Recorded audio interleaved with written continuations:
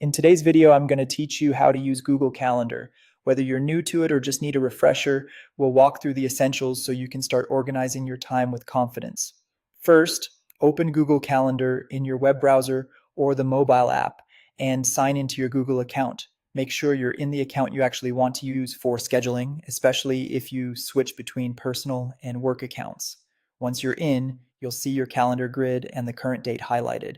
To add an event, click the Create button, usually at the top left, or simply click directly on the date and time slot where you want the event to go.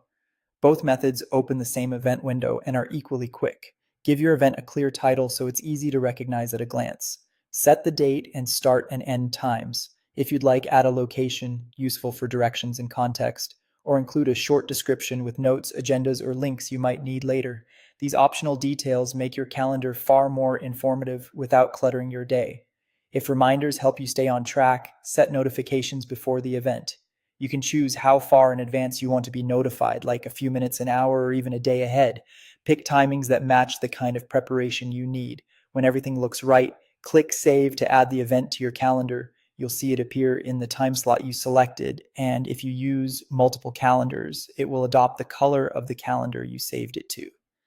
Need to make a change? Click the event to open it.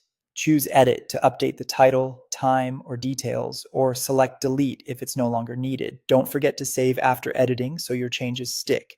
You can also change how your calendar is displayed. Use the day view to focus on a busy schedule hour by hour, week view to plan across several days, or month view to see the big picture. The controls for these views are at the top of the screen for quick switching. Finally, if collaboration is important, you can share your calendar or specific events by adjusting sharing settings. Share only what's necessary and review permissions so others see just the right level of detail.